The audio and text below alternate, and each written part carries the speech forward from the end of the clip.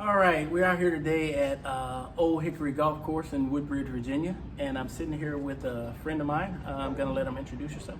My name is Draughn, and I live here in Stafford, Virginia. Are you prior military or? I am. I'm prior military, retired back in 1996 as an infantry officer. Now, how did you get introduced to the game of golf? About 15 years ago, a friend of mine and I decided that, look, we're watching it on TV all the time and it looked great. So we decided, okay, let's do this. So he and I came out, bought some clubs. All the clubs were different. I had 2 Callaways, 1 Titleist, just several different clubs. So we did it because I didn't know. But about 15 of the years or more.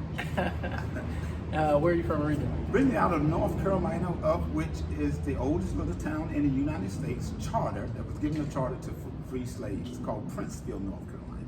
Princeville, North Carolina. Oldest charter town. Oh, wow. Yeah.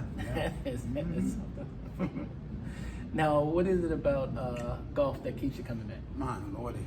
It's the opportunity to be outside, of course, but the challenge of not having to play against anyone but you're playing against the course. And I had to learn that because competition, I'm a competitive kind of guy, so I'm always competing against someone else. But then I realized you aren't playing them, you're playing the course. And that has made all the difference in the world of my scoring, too. Yeah, definitely, because when you get into that competitive mode and you're trying to beat a person, that you could beat that person, sure, but you could score horribly, but you still beat that person. Sure. So it doesn't matter that you scored a 99 and they scored 100. You weren't supposed to score a 99. You're supposed to shoot an 85. There you go. But, I understand. But you still won because your competitive juices kicked in and you started competing against the person, sure, instead of the course. Sure, I learned that along the way. Yes, that is something that people definitely have to get into their psyche, so that they basically realize that the other person is not who you're playing against. Absolutely. That was a hard lesson for me, Kurt, but I think I'm there now. I think I'm there. Now, what is the Pars Are Better? Can you tell me about So that? Pars Are Better is a small group of men, military guys primarily, that started about a year and a half ago. This is our second year. Our inaugural year was in 2021. We run a FedEx Cup style tournament that runs from March to September, a total of 13 rounds, culminating to a championship round that's at a course that's a little bit more difficult than the ones that the 11 or more that we played prior to the 12th one. And wonderful group of young men that enjoy the game, and we kind of close it out with the dinner and trophies. So it's been great. Oh, wow. It's been great. Yeah. That sounds great. It's been great. Now, have you had any lessons from PGA teaching? So I did. So when I decided to start playing, the first thing I did was I took 6 lessons, 3 and 3, and it made a difference because I didn't know anything about the game of golf, and I figured the best way to get there quickest was to kind of take some lessons, and so I did. Yeah. Yeah, I mean, and that is the right thing to do. A lot of people just go out and they wind up playing with their friends, and every golfer who has ever played has advice for the next person. Yeah. A guy who's shooting a 130 will tell you what you're doing wrong.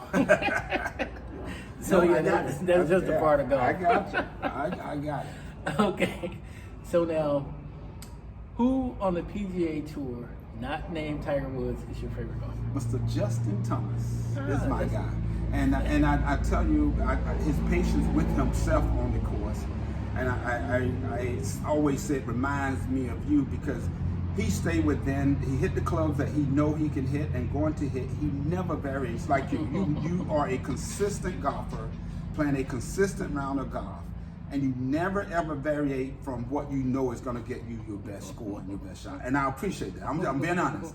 I literally appreciate that. And today, if I can be honest, did not pull out a fairway wood normally where I normally do, because I did watch you. You hit most of the irons all day long. And I'm being honest, and that I took that. So I ended up shooting a relatively decent round today. Yes, Will wound up beating me today, folks.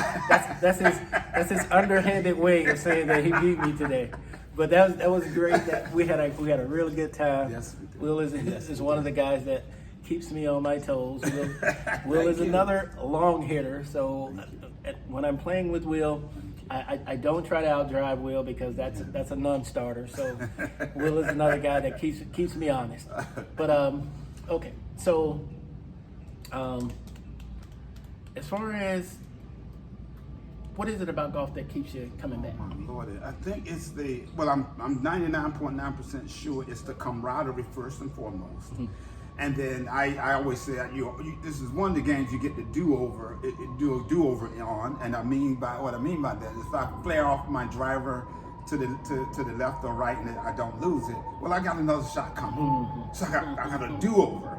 And the point of that is that if you get the do-over, make the do-over count. And that's, again, I'm calling on watching, normally I would pull out a fairway wood that I'm not that good with. So today, that do-over watching you, I know I sound like a broken record, but I did.